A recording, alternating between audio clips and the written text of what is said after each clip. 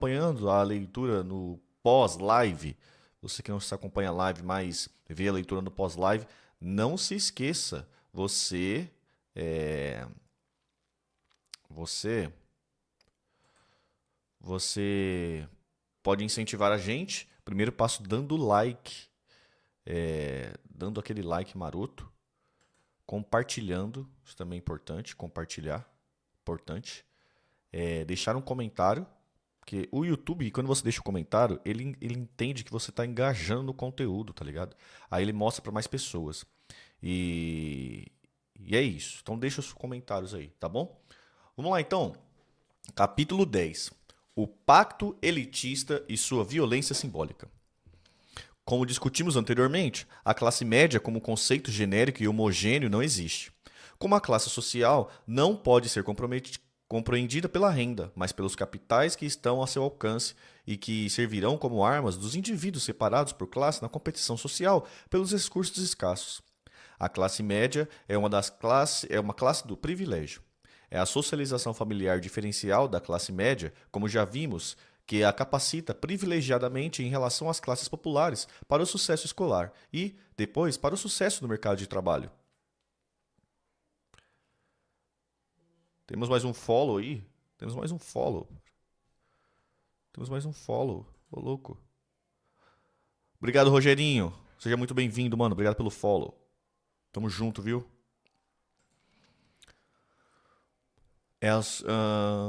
Afinal, é ela que monopoliza a reprodução do capital cultural valorizado que tanto o mercado quanto o Estado irão necessitar para se reproduzir. Advogados, economistas, publicitários, artistas, administradores, contadores e assim por diante são, em sua esmagadora maioria, especialistas desse capital cultural valorizado que caracteriza a classe média. Não existe nenhuma função do mercado ou do Estado que possa ser exercida sem o concurso desses especialistas. Em grande medida, essas funções são todas de controle, direção, supervisão e legitimação do sistema econômico, social e político. Daí que a classe média seja uma classe do privilégio. Ela tem o salário e o prestígio correspondente de quem realiza no dia a dia a dominação social, econômica e política em nome da elite do dinheiro. Traçando um paralelo com o nosso passado escravista, a classe média é o capataz da elite do dinheiro de modo a subjugar a sociedade como um todo. Obviamente, não é esse o modo como a classe média se vê. Todas as classes do privilégio tendem, necessariamente, a ver seu privilégio como inato ou merecido. Como diria Weber, os privilegiados não querem apenas exercer o privilégio, mas querem também que esse mesmo privilégio seja percebido como merecido e como um direito. Já as classes populares estão condenadas às armas frágeis dos dominados. Sua ação tende a ser reativa e construída contra os valores das classes dominantes sobre o domínio do discurso do inimigo. Assim, se o individualismo é o valor máximo das classes dominantes, nas classes populares e solidariedade, o espírito de grupo tende a ser, por exemplo, mais importante. Se a noção de sensibilidade tende a ser dominante nas classes superiores, a ética da virilidade tende a ser o seu contraponto perfeito nas classes populares. A situação dos excluídos sociais, que chamamos provocativamente a ralé dos novos escravos, é ainda mais precária. Se a classe trabalhadora qualificada e semi-qualificada ainda tem perspectivas, ainda que restritas, de futuro e de ascensão social, a ralé foi tão secularmente desprezada e humilhada que, sem contexto político favorável, ela está condenada ao fracasso. Toda a importância do lulismo recente reside aí. Foi com ele que, iniciado um esforço que, caso fosse levado adiante, redimiria essa classe condenada pelo ódio covarde devotado ao escravo no espaço de poucas gerações. Tamo junto, Sara, seja bem-vinda. O desprezo e a humilhação que essa classe sofre desde o berço, unindo socialização familiar precária, que é o essencial do seu aspecto de classe, com o preconceito covarde e secular contra o escravo, que é o aspecto da raça, a levam a fantasiar sua realidade intolerável. A fantasia que assume a forma da fuga na droga, especialmente no álcool, ou dos dois tipos de religiosidade mágica que prometem o que não se pode realizar, é o exemplo do escapismo de quem não tem futuro. Essa não é a situação das classes do privilégio. A elite do dinheiro tende a perceber seu privilégio como decorrente de uma superioridade inata. Essa ancestralidade do privilégio tem a ver, por outro lado, com a herança de sangue, que implica não só o desfrute da riqueza, mas também o dever de aumentar o patrimônio e a influência. Por outro lado, os ricos são o habitat natural da noção de bom gosto inato, como se a posse do dinheiro, que possibilita o consumo das coisas melhores e mais caras, fosse mero detalhe sem importância. O consumo diferenciado deve aparecer como expressão de uma sensibilidade também diferenciada. O rico que só tem dinheiro é um rico bronco. A classe média tende a imitar a elite endinheirada na sua autopercepção de classe como sensível e de bom gosto, mostrando que essa forma é essencial para toda a separação das classes do privilégio em relação às classes populares. Mas a classe média adiciona a noção de meritocracia, de merecimento de sua posição privilegiada pelo estudo e pelo trabalho duro, mérito percebido como construção individual. Ainda que a meritocracia, como a noção de sensibilidade também, seja transclassista, a classe média é seu habitat natural. Como a socialização familiar que produz os indivíduos com capacidades diferenciais é cuidadosamente escondida e nunca lembrada, não se lembra que os filhos das classes populares não só não recebem os mesmos estímulos desde o berço, mas também têm que trabalhar e estudar desde a tenra adolescência. Na classe média, não só se transmite os estímulos privilegiados que se recebeu dos pais aos filhos, como capacidade de concentração e pensamento prospectivo, como também se compra o tempo livre dos filhos só para os estudos. Os filhos das classe média, quando crescem, não obstante, olham para os filhos da classe populares menos afortunados e consideram seu sucesso fruto de mérito individual. Toda essa luta pela distinção social é tão importante quanto a luta pelos bens materiais. Quem não percebe isso não percebe nada de importante na vida social. Mais ainda, são os mecanismos de distinção social que legitimam para si e para os outros o acesso privilegiado a todos os bens escassos, sejam eles materiais ou ideais. Os seres humanos, em qualquer época ou em qualquer lugar, querem não apenas ser ricos e felizes, mas também saber que têm dinheiro e a felicidade, mesmo às custas da infelicidade alheia. No mundo ocidental moderno, não existem 200 formas, como quer o liberalismo vulgar, para produzir distinção social considerada legítima. A forma é única, apesar de invisível em um mundo onde se percebe apenas a ação do dinheiro e do poder. Ela tem a ver com a dominação de certa visão da moralidade e da virtude, como predomínio da noção de espírito sobre a noção do corpo. Essa forma muito singular de se perceber a moralidade e a virtude não caiu do céu. Ela está associada à história do cristianismo e ao fato de o cristianismo ter incorporado a noção platônica de virtude, que defende o controle das paixões, do corpo pelo espírito, ao caminho da salvação exigido daí em diante de todo cristão. Essa é a gênese, mas a caminhada dessa noção de virtude assume formas seculares e capitalistas depois. Essa forma de perceber virtude são, no Ocidente, duas. Ela se transforma em dignidade do trabalhador útil e produtivo, e em sensibilidade da personalidade expressiva. A noção de dignidade do trabalhador útil, daquele que contribui com seu trabalho para o bem comum, é protestante no começo, quando o trabalho é visto como sagrado pela primeira vez, e depois genericamente capitalista. A noção de meritocracia nasce, portanto, aqui como contribuição individual de cada um à riqueza social compartilhada por todos. A partir de então, quer queiramos ou não, não existe criação individual na moralidade que sentimos. Passamos a admirar quem contribui com seu trabalho para o bem comum e não admirar quem não o faz. A noção de sensibilidade é mais tardia e nasce com o fruto de vanguardas intelectuais, em parte como reação ao mundo percebido apenas como trabalho e acumulação de riquezas. Nasce a ideia que o ser humano deve expressar sua natureza interior e não apenas o trabalho e acumular dinheiro. O que passa a ser dito agora é que realizar-se como um ser humano envolve não apenas a disciplina do trabalho produtivo, mas também e, até principalmente, a expressão autêntica de suas emoções e sentimentos.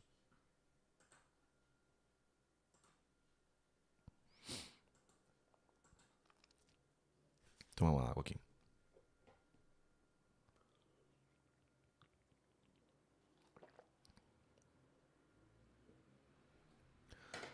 Tendo sido forjado nas elites literárias e intelectuais do século XVIII, essa noção de virtude se massifica nos anos 60, com os movimentos da juventude contracultural, e é hoje em dia patrimônio de nós todos, todos nós.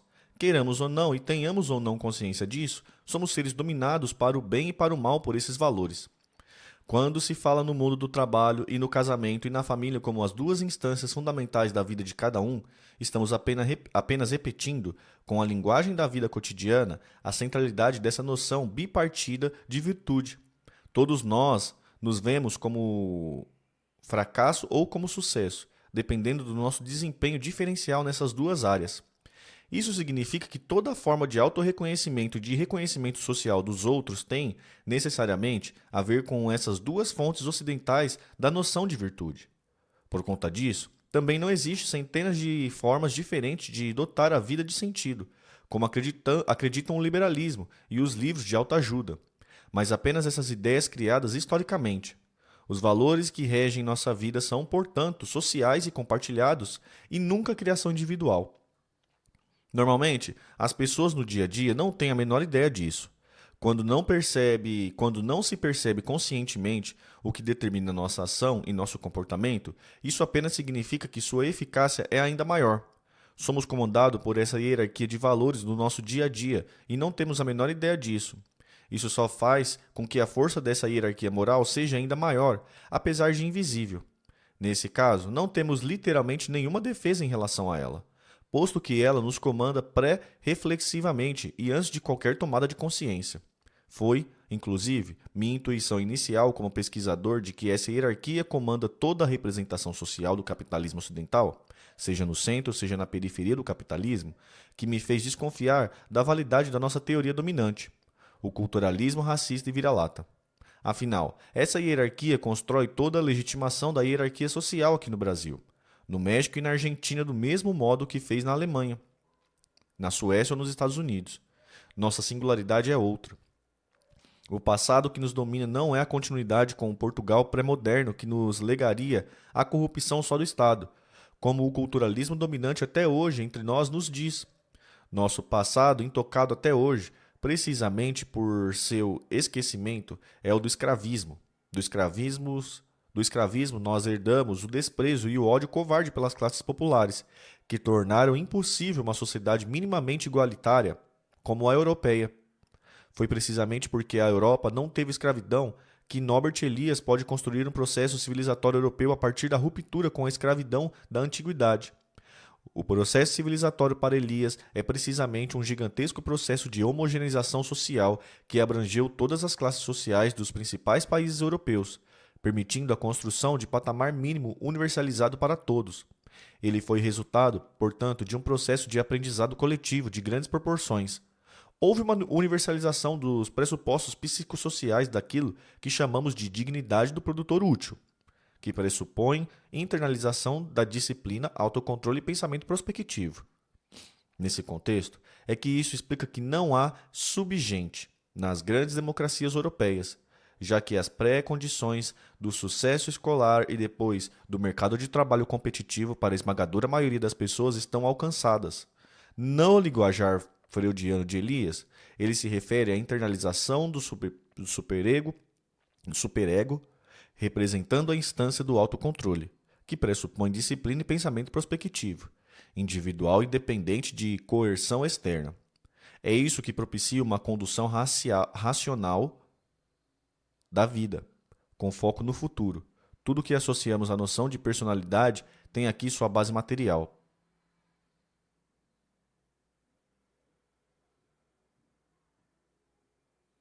Salve, Moema! Olá, li muita coisa de Gessé, mas ele vai perdendo credibilidade quando seus livros vão perdendo a profundidade, na ânsia de justificar ações do PT. Uma pena. Pode crer, Moema. Vamos lá. O mesmo processo de aprendizado esclarece por que lá se desenvolveu uma sensibilidade em relação ao sofrimento alheio, transformando mecanismos psicossociais, como culpa de remorso, em gatilho para uma sensibilidade política que possibilita representar nos sujeitos a dor e o sofrimento dos mais frágeis. Como esse processo de homogeneização jamais aconteceu entre nós, temos, aqui, ao contrário, ódio aos mais frágeis e a culpabilização da própria vítima pelo seu infortúnio e construído socialmente. É a ausência de processos de aprendizado coletivo e de sua institucionalização social e política que explica nossa abissal desigualdade e indiferença ao sofrimento. Não tem nada a ver com corrupção vira-lata herdada dos portugueses e estoques culturais imutáveis. São, afinal, processos de aprendizado coletivo que garantem uma economia emocional moral e cognitiva, em alguma medida, efetivamente compartilhada e, portanto, um patamar comum para todos os indivíduos de todas as classes sociais. Em um contexto como esse, a lei jurídica da igualdade formal não funciona perfeitamente, mas possui uma eficácia comparativa em relação aos países como o Brasil, que é inegável. Isso não significa, como sabemos depois de estudar as hierarquias opacas do capitalismo, que todos são iguais nos principais países europeus. Obviamente não são. A suposta virtude de sensibilidade separa as classes superiores das classes populares na Europa, como em todo lugar. A noção de dignidade meritocrática também hierarquiza os desempenhos na esfera do trabalho de modo muito visível. Mas o que lá não se tem é a divisão entre gente e não gente, típica de países escravocratas que nunca criticaram essa herança. No nosso caso, criamos inclusive uma herança fantasiosa, como se os 350 anos de escravidão não valessem nada e uma continuidade fictícia com Portugal houvesse definido a nação e explicado o modo dos vira-latas, a distância em relação aos Estados Unidos. O que precisa ser compreendido de uma vez por todas é que ser gente, ser considerado ser humano, não é um dado natural, mas sim uma construção social. Existem características básicas, como consensos sociais compartilhados, que precisam ser universalizadas para que a igualdade jurídica formal tenha alguma eficácia. Sem a efetiva generalização de uma economia emocional que permita o aprendizado escolar e o trabalho produtivo, cria-se uma classe de sub-humanos para todos os efeitos práticos. Pode-se chacinar e massacrar pessoas dessas classes sem que parcelas da opinião pública sequer se comovam. Ao contrário, celebrem-se o ocorrido como higiene da sociedade. São pessoas que levam uma subvida em todas as esferas da vida, fato que é aceito como natural pela população. A subvida só é aceita porque essas pessoas são percebidas como subgente, e subgente merece ter subvida. Simples assim. Ainda que a naturalização dessa desigualdade monstruosa no dia a dia nos segue quanto a isso. Alô, Geraldo Alckmin. E aí, Igor, beleza, mano? O que singulariza a nossa sociedade como um todo, a intuição inicial que guiou todos os meus trabalhos é, portanto, a subclasse dos sub-humanos. A economia, a sociedade e a política vão ser singulares no nosso caso decorrente, antes de tudo, desse fato. Assim, para compreendermos o que existe de singular entre nós e o que nos diferencia da França, Suécia ou Alemanha, e até mesmo Portugal, Espanha ou Itália, temos que acrescentar a hierarquia social compartilhada por todo o capitalismo moderno, nossa história singular escravocrata. Afinal, o moralismo seletivo de nossas classes do privilégio vem daí e foi cevado para construir a solidariedade entre a elite do dinheiro e a classe média contra qualquer pretensão das classes populares. É aqui que entram os temas do patrimonialismo, segundo o qual a suposta elite da rapina, o país estaria no Estado e não no mercado, e do populismo, tornando suspeita qualquer ação política popular no Brasil. É a ação combinada desses pilares da hierarquia moralista, esta sim, genuinamente brasileira, que pode esclarecer os instantes mais dramáticos da nossa história social e política. O Goldpichman de 2016 permite analisar a singularidade da situação social e política brasileira de modo cristalino. Nas situações limite, os preconceitos sociais que nos guiam na vida prática vêm à tona sem fingimento ou vergonha. Os interesses inconfessos dos atores e das classes sociais também são assumidos ou se mostram para a análise de modo especialmente claro. A seguir, analisarei, a partir do papel que desempenharam o Goldpichman, as 4 classes sociais que compõem o Brasil moderno: a elite do dinheiro, a classe média e suas frações, a classe trabalhadora precária e os excluídos da ralé de novos escravos. Como esse golpe foi reacionário, ou seja, uma reação em cima à pequena ascensão social de setores populares, o decisivo é compreender as ações das classes do privilégio. A elite do dinheiro e a classe média e suas frações. É isso que iremos fazer a seguir. As classes populares permaneceram fora em instantes episódios importantes, passivas e algumas vezes, inclusive, assodando e participando do movimento. O golpe de 2016, como aliás todos os outros, foi gestado e posto em prática pela elite do dinheiro, e cabe analisar e perceber seus motivos e compreender a ação do seu partido político específico, a grande imprensa. A grande imprensa é uma grande empresa que se disfarça mentindo para seus leitores e telespectadores e tira onda de serviço público. Como partido político, é a instituição que consegue arregimentar e convencer sua clientela, coisas que os partidos elitistas, como o PSDB, só conseguem hoje em dia os bolsões regionais. O partido verdadeiramente nacional da elite endinheirada é a grande imprensa. A política do golpe foi mediaticamente produzida e os partidos só tiveram que ratificar os consensos sociais produzidos mediaticamente. Por conta disso, chamar o golpe de parlamentar é se prender às aparências e esquecer o principal.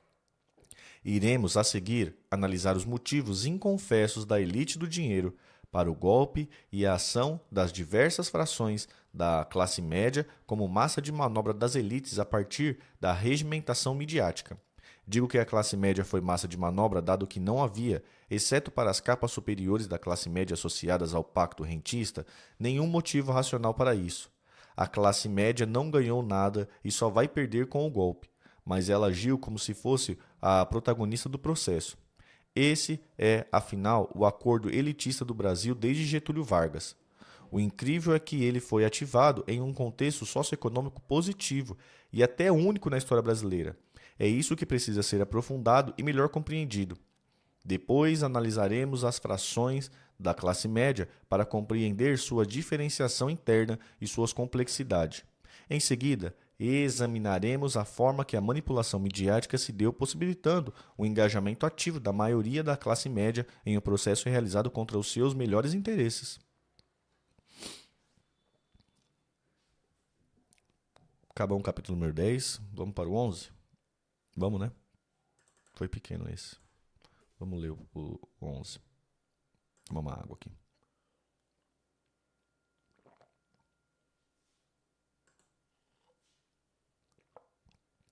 Salve, Sérgio. Beleza, mano? Ser Jack.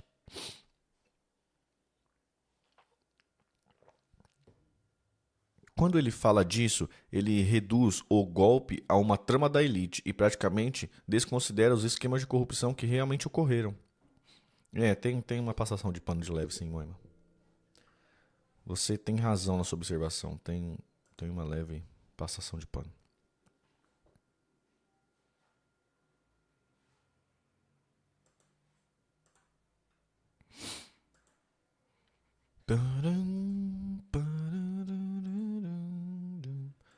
Vamos lá? Vamos lá? Vamos lá?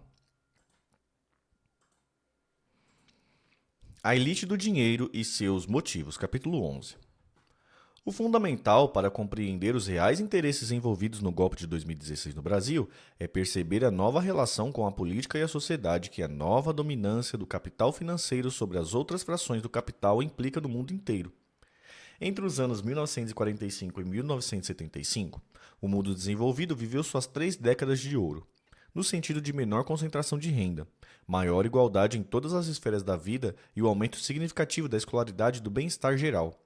O Brasil também era candidato à mesma bonança, mas o golpe de 64, apoiado pela mesma elite e pela mesma imprensa de hoje, abortou o processo. Essa época de bonança teve a ver com o pacto socioeconômico que marcou o pós-guerra.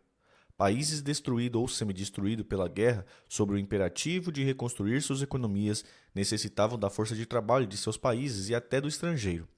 O capital precisava dos trabalhadores como nunca antes e tiveram que entrar em compromisso. Desta vez, também não podiam apelar para as divisões dos trabalhadores que haviam possibilitado seu domínio irrestrito até então, como as divisões entre trabalhadores brancos e negros nos Estados Unidos mostra tão bem. Divisão em muitos casos assodada e alimentada pelo capital. Por outro lado, a ameaça comunista tinha agora, depois da libertação da grande parte do continente europeu pelas forças soviéticas, um componente real e palpável. O novo pacto social do pós-guerra envolvia, portanto, pela primeira vez em grande escala, redistribuição de renda e acesso ao consumo e bem-estar para as grandes massas da população. O chamado Pacto Social Democrata envolvia uma inédita participação política dos sindicatos e dos partidos da classe trabalhadora, que foi que muito frequentemente decidiam o resultado das eleições. Os estados nacionais desfrutavam do máximo poder que jamais tiveram e regulavam grande parte da atividade econômica. Pela primeira vez na história, a capacidade produtiva do capitalismo tinha sido posta a serviço da sociedade como um todo e não apenas para aproveito de meia dúzia de capitalistas. Eu próprio tive, enquanto jovem estudante em meados da década de 80, fazendo meu doutorado na Alemanha, uma experiência pessoal nesse tipo de regime social. Apesar de uma bolsa de estudos pequena, equivalente ao que os próprios pais alemães davam aos seus filhos para poderem estudar em outra cidade, e de pagar o seguro de saúde mais barato, a qualidade de vida era excelente. Literalmente não se via pobres nas ruas. Mesmo os filhos de famílias problemáticas, que moravam nas estações de trem das grandes cidades com seus cachorros, recebiam dinheiro do governo para não passarem fome. Eu podia escolher qualquer médico independente do prestígio com o meu módico plano de saúde. O médico do presidente da Mercedes-Benz poderia ter sido meu médico também, se eu assim o desejasse, por determinação legal. Lembro-me do orgulho dos alemães de não terem uma saúde diferenciada para cada classe social. Na minha primeira ida ao oftalmologista, ganhei uns óculos e uma lente de contato sem custo adicional. Qualquer remédio, por mais caro que fosse, custava ao consumidor o equivalente a €1, ou R$ 3,50 na moeda de hoje. O restante era subsidiado. Saúde e educação de primeira qualidade para literalmente todas as pessoas. E isso tudo sem comprometer a eficiência e o dinamismo da economia como um todo. O mantra de nossos economistas conservadores desde sempre, de que é necessário achatar os salários dos trabalhadores para se ter crescimento econômico, mostrava sua falácia. A Alemanha que conheci como jovem refletia a riqueza por todo lado. O país possuía, como ainda hoje possui, de 4 a 5 grandes corporações de alta tecnologia em todos os ramos industriais de importância, quase sempre com capital dividido entre o Estado e o capital privado. Para mim, aquilo tudo era como uma realização concreta do paraíso comunista de Karl Marx. A cada um segundo a sua necessidade. Aprendi que o capitalismo regulado e não o socialismo estatizado era a forma mais perfeita de organização social. Mas esse arranjo passou a ser criticado obstinadamente a partir dos anos 70 e 80. A taxa de lucro dos capitalistas era ligeiramente decrescente devido a ações dos sindicatos e dos partidos dos trabalhadores e a pressão política por redistribuição. Nada mais razoável do que retribuir à sociedade uma parte do que se apropria do trabalho coletivo pelo capital. Os capitalistas não deixavam de ter um padrão de vida excelente e não sabiam o que fazer com tanto dinheiro, mas queriam mais, sempre mais. A velha acumulação infinita do narcisismo infantil que luta por uma conta com mais zeros do que os outros. Um dinheiro que não se consegue sequer gastar e não tem mais nenhuma relação com as necessidades reais. Uma versão adulta da brincadeira infantil de medir o pênis para ver quem tinha o mais comprido. Em pouco tempo, a luta por uma taxa de lucro maior vai se tornando a obsessão dos capitalistas em todo o mundo. A queda do Muro de Berlim retira de cena a concorrência socialista, o que facilita a imposição de novos discursos. A estratégia bem-sucedida equivaleu a uma revolução reacionária de impacto mundial.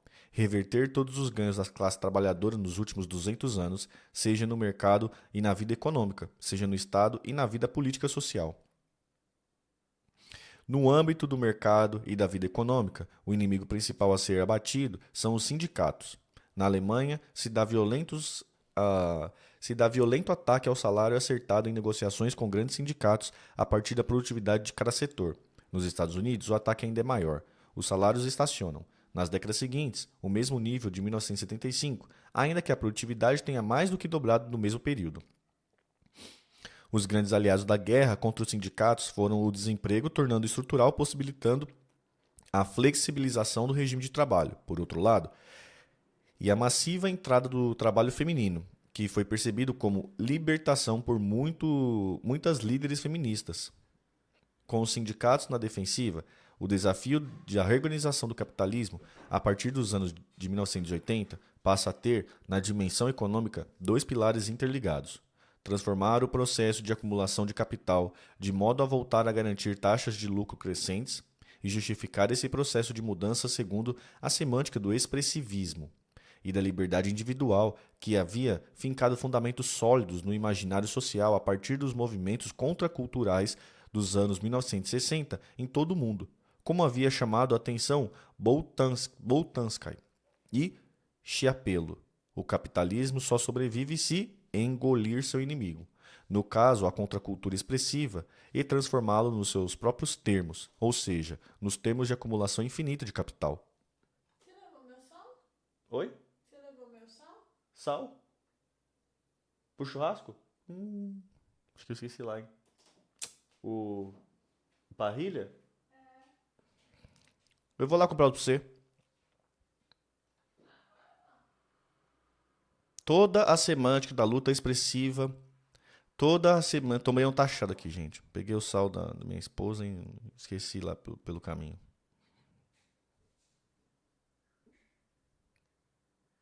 Taxado ao vivo.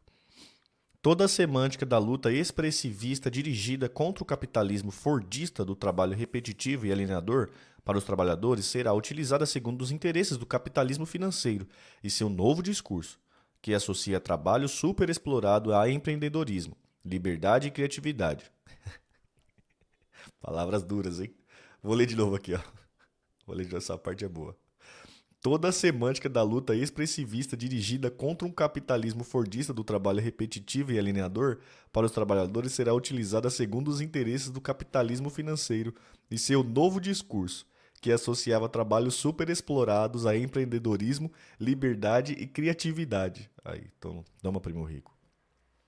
Essa antropofagia é sempre um desafio, ou seja, é um risco e pode falhar, e requer enorme coordenação de interesses em todas as esferas sociais para vencer resistências e criar um imaginário social favorável, ou, em outros termos, uma violência simbólica bem construída e aceita por todos como auto-evidente, tão auto-evidente quanto a construção da falácia do patrimonialismo e do populismo entre nós. O maior desafio da reestruturação do capitalismo financeiro é flexível foi, como não podia deixar de ser, uma completa redefinição das relações entre o capital e o trabalho. Desde o seu início, a história da industrialização no Ocidente havia sido a epopeia de uma luta de classes cotidiana em todas as fábricas, um combate latente, e muitas vezes declarado e manifesto, entre a dominação do capital por meio de seus mecanismos de controle e disciplina, por um lado, e a rebelião dos trabalhadores contra a sua opressão, por outro. Mesmo em pleno período de compromissos de classes fordistas, fazia parte da tradição de lutas dos trabalhadores se perceber como um soldado de uma guerra de guerrilha contra toda a tentativa de controle e disciplina do trabalho julgado excessiva. Há uma rotina de trabalho baseada na medição milimétrica de tempos de movimento se contrapunha toda a criatividade dos trabalhadores em construir nichos secretos de autonomia, durante os 200 anos de hegemonia do capitalismo industrial no Ocidente, muito especialmente durante o compromisso de classe fordista. A dominação do trabalho pelo capital significou sempre custos crescentes de controle e vigilância do trabalho.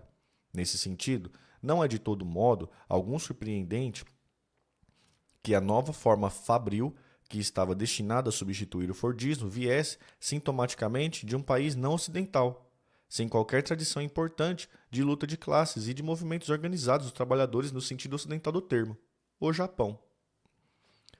A grande vantagem do toyotismo japonês em relação ao fordismo ocidental era, precisamente, a possibilidade de obter ganhos incomparáveis de produtividade graças ao patriotismo de fabricar, que subordinava os trabalhadores aos objetivos da empresa.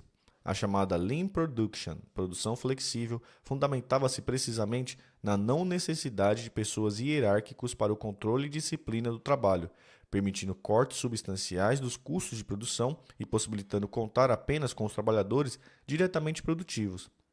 A secular luta de classes dentro da fábrica, que exigia gastos crescentes com controle, vigilância e repressão do trabalho, aumentando os custos de produção e diminuindo a produtividade, deveria ser substituída pela completa mobilização dos trabalhadores em favor do engrandecimento e maior lucro possível da empresa.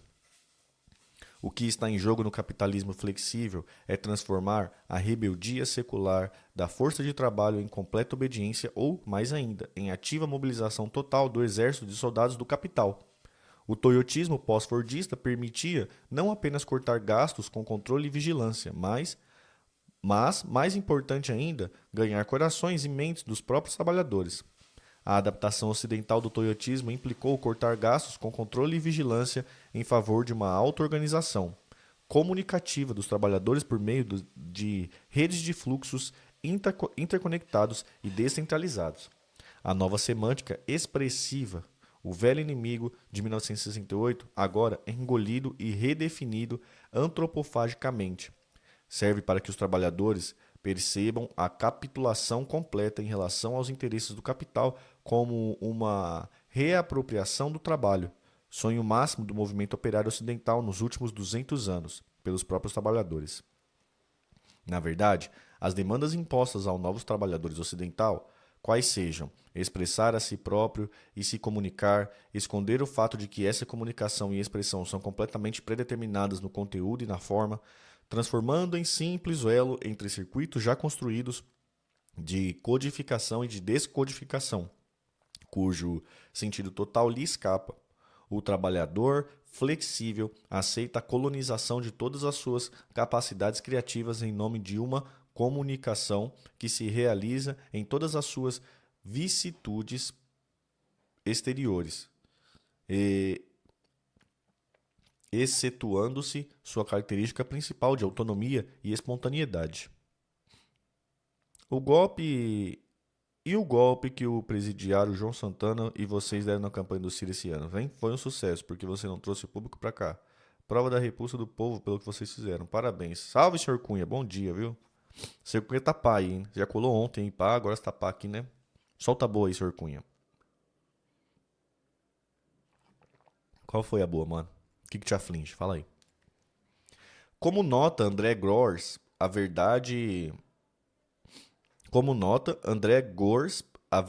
é que a caricatura do trabalho expressivo, do capitalismo flexível, só é possível porque não existe autonomia no mundo do trabalho, se não existir também autonomia cultural, moral e política no ambiente social maior.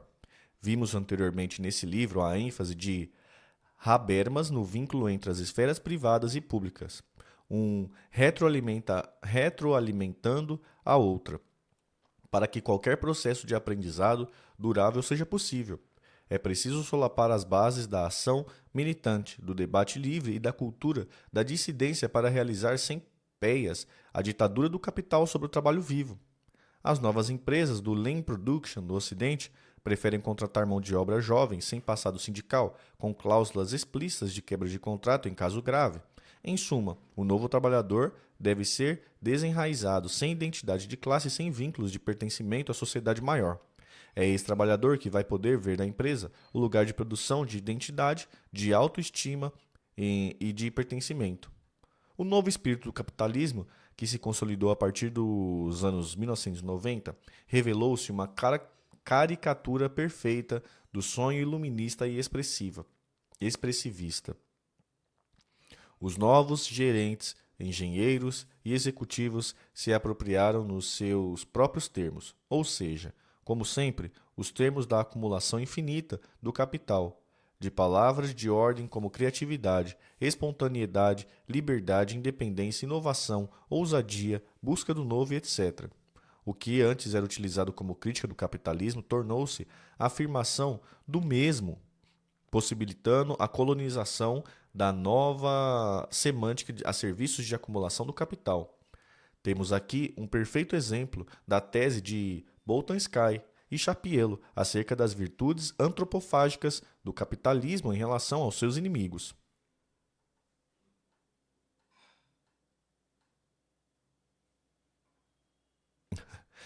Teve uma que me falou que o Ciro deu um tiro no pé pelas campanhas pífias do João Santana e a aparição de Gisele que não tem carisma e só afundou a candidatura do Ciro. Esse pessoal usa muita droga, gente. Muita droga. Drogas. Tem uns agora que estão implicando com a barba do Ciro. Tá falando que tá imitando o Lula. No âmbito do Estado e da política, o ataque também é frontal e redefine a forma como a política vai ser percebida e exercida a partir de então. Estava na base do contrato social do estado de bem-estar a ideia distributivista de que uma estrutura de impostos na qual quem ganha mais também paga mais. Seria a base financeira que possibilitaria uma sociedade afluente e igualitária, no âmbito do capitalismo fordista, onde a fração mais importante do capital é a burguesia industrial. Esse esquema era viável. Com a dominância crescente do capitalismo financeiro, todo o esquema do Estado fiscal cai por terra. Os novos capitalistas financeiros passam a ter um poder de chantagear a política e o Estado comparativamente muito maior. Em um átimo, um fundo de investimento pode retirar investimentos bilionários de um país e aplicá-los em outro. Transferir uma planta industrial é bem mais complicado. O poder de barganha aumenta a tal ponto que os ricos podem se dar ao luxo de quebrar o pacto democrático de que quem ganha mais tem também que pagar mais impostos. Crescentemente, os ricos passam a pagar muito pouco ou deixam simplesmente de pagar impostos por mecanismos legais e ilegais de evasão de renda, agora facilitados pelos paraísos fiscais, especialmente criados para lavar dinheiro do capitalismo financeiro e satisfazer a nova máxima dos capitalistas vitoriosos. Sonegadores fiscais de todo o mundo. Univos. Como o Estado impossibilitado de forçar o pagamento de tributos dos mais ricos, em um contexto de extraordinária concentração de renda nas mãos de poucos, passa a existir a necessidade de pedir emprestado, aquilo que não se pode mais exigir.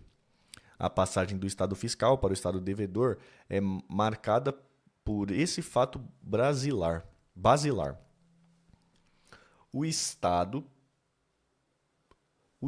precisa se financiar com os resultados do trabalho coletivo.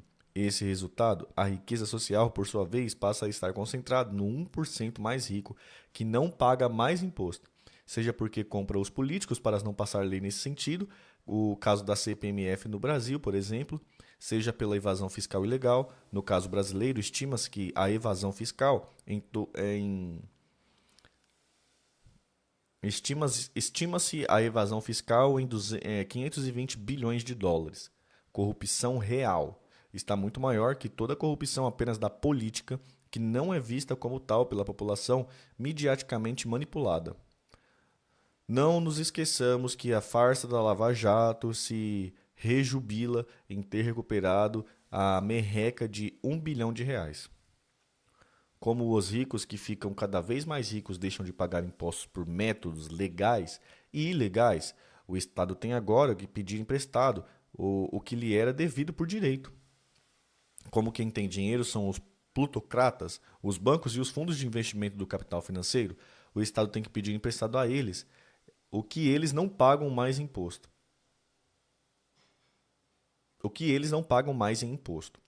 O Estado, em nome de toda a sociedade, tem que pedir aos ricos o que eles pagavam em impostos devidos. Não. O Estado, em nome de toda a sociedade, tem que pedir aos ricos o que eles pagavam em impostos devidos, agora sob a forma de empréstimo, e pagar ainda por cima juros que, no caso brasileiro, são estratosféricos.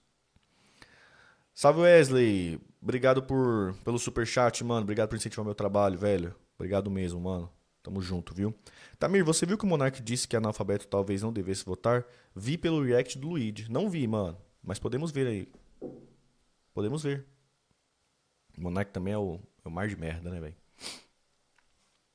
Tem hora que o Monark também só não se ajuda, né, velho? A taxa de juros reais no Brasil é a maior do mundo para remunerar precisamente o 1% mais rico, que no nosso caso deixa literalmente de pagar imposto. O orçamento estatal, agora pago pela classe média e pelos pobres, em sua maior parte, deixa de ser usado em serviços essenciais para pagar de volta aos ricos o que eles deveriam ter pago como todos os outros cidadãos. Os ricos não só não pagam o que deveriam, como ficam ainda mais ricos porque cobram uma sobretaxa, que é a maior do mundo, no caso brasileiro, pelo dinheiro que emprestam e que deveriam ter pagado como imposto. A situação seria cômica se não fosse tão trágica. Os muitos ricos passam a ser credores de toda a sociedade e passam a exigir dela todo tipo de sacrifício, por meio de uma dívida pública criada precisamente pelo fato de que quem deveria pagar mais imposto simplesmente deixa de pagá-los. Isso sem contar o fato de que ninguém no Brasil sabe de onde efetivamente essa dívida pública provém. Jamais foi realizada uma auditoria na dívida pública. Como todo especialista que estuda o assunto sabe muito bem, os segredos da dívida pública só servem para encobrir todo tipo de falcatrua. A mais comum tem a ver com a socialização das dívidas, de plutocratas e poderosos que ficam com o lucro e a população com o prejuízo. É desse modo, pelo mecanismo absurdo de uma dívida assumida pela sociedade como um todo a uma classe de sonegadores, que se explica a captura do Estado e da política pelo capital financeiro. Toda a crise fiscal, inclusive a brasileira, é, portanto, uma crise de receita e não de despesas, como a imprensa venal e comprada. Devedor dos bancos, que são também os seus principais anunciantes, alardeia. A luta inglória pelos ridículos 0,38% da CPMF mostra como a classe rentista naturalizou esse novo status quo. O pato da Fiesp no golpismo de 2016 é um escárnio, posto que não é essa elite que paga o orçamento. Quem paga o pato são os pobres, responsáveis por 53% do orçamento brasileiro. O capitalismo financeiro passa a ser a fração dominante entre as frações do capital, posto que, agora, todas as frações dos proprietários, como do agronegócio, do comércio e da indústria, passam a ter suas fontes de ganho principal nos investimentos especulativos do capital financeiro. A dívida pública funciona como um gigantesco bombeamento de recursos da sociedade inteira para o bolso das classes dos sonegadores. Esse 1% que tudo detém não é apenas dono das empresas, do agronegócio, dos apartamentos das cidades, dos bancos e dos fundos de investimento. Ele agora é dono do orçamento do Estado. A PEC 55, que congela todas as despesas por 20 anos para garantir o pagamento da dívida pública à classe dos sonegadores com o dinheiro pago pelos pobres, é o melhor exemplo do que o golpe de 2016 foi feito por essa classe para atender seus interesses mais venais e indefensáveis. Usar a corrupção do Estado como pretexto é outro escárnio. Quer corrupção maior do que esse esquema? Qual a diferença dele em relação a qualquer esquema criminoso? Legal, ou seja, produzido segundo as formalidades legais do processo legislativo, comandado por um parlamento comprado por essa classe para fazer o que faz. É aqui que entra a grande imprensa como partido do capital financeiro. Para desviar a atenção da população para o gigantesco processo de expropriação da qual ela é vítima e criar bodes expiatórios, como é possível todos os dias tamanha distorção sistemática da realidade? Ora, a expoliação da sociedade inteira pode ser facilmente deslocada para a corrupção dos tolos, a propina dos políticos desonestos, o tema do patrimonialismo, ou seja, da elite supostamente dentro do Estado como grande problema nacional, e não a elite do dinheiro fora do Estado e que usa para seus fins, serve exatamente para isso. O grande esquema de corrupção sistêmica que o capitalismo financeiro impõe, que implica superexplorar e enganar as classes sociais abaixo dela, capturar o Estado e a política para seus fins, e instaurar uma imprensa e uma esfera pública que implicam distorções sistemáticas da realidade, é naturalizado e percebido como dado imutável, uma realidade em relação à qual só se pode obedecer. Se corrupção é, antes de tudo, enganar o outro, pergunta ao leitor: qual é a corrupção verdadeira e qual é a corrupção para os tolos? Mas tamanha manipulação e logro da população não podia existir se a própria classe média, o público privilegiado da imprensa, desde seus primórdios, já não tivesse ela própria propensião à disposição para ser manipulada e enganada precisamente desse modo, e não de nenhum outro. A imprensa manipulativa não cria o mundo, ela não é tão poderosa, ela manipula preconceitos já existentes de modo a retirar deles a maior vantagem possível, tanto material quanto simbólica, para a elite do dinheiro, que a sustenta com anúncios e falcatruas diversas. O GC fez alguma crítica ao PT por não ter mudado o sistema tributário durante seus 14 anos de governo? Não, ainda não chegou esse momento. Boa, gente, acaba uma leitura de hoje. Não se esqueça de deixar